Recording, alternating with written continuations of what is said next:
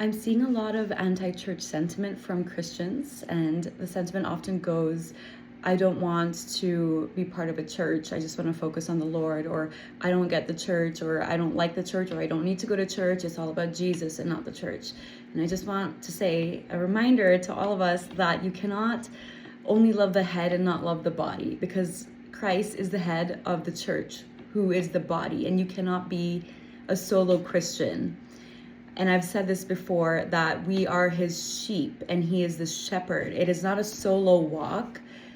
We are in a flock. We are the flock of Christ. And so that means we have to be in community with other serious believers, because he is our head, he's our shepherd. So this sort of modern sentiment of, I'm a Christian, but I don't need to go to a church or be part of a church or be committed to a church or be present in a church or support my local church, is not traditional Christianity. And maybe some of you don't like the word traditional because that has a negative connotation as well.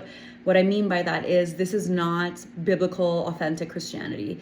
And if you want to really mature in your faith, you're going to have to be part of a local church that loves the Lord. You cannot do it alone. This is not how the Lord made things.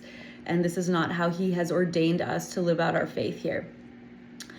Again, you cannot, we are the body, so you cannot just be a finger walking around. You cannot just be like an arm walking around and with a head on your shoulders. If you say you love Christ, who's the head, then you should also love his body, which you're part of, which is the church.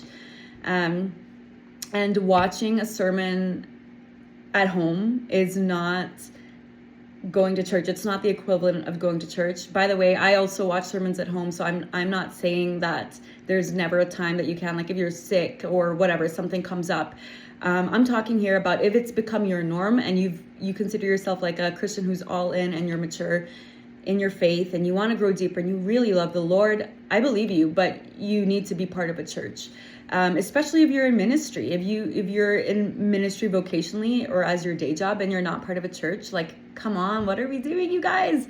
So please go be part of your church. I get it. Sometimes you sit at home for whatever reason and you watch a sermon online. I get that. But if this is your norm and you really don't uplift the church, honor the church, see the church's value, please understand that this is a lie of the enemy. This is not authentic Christianity. And it really is the devil's scheme to attack the church and hold her in low esteem when we really should be part of the church, loving her, protecting her. Okay, God bless. Go to church.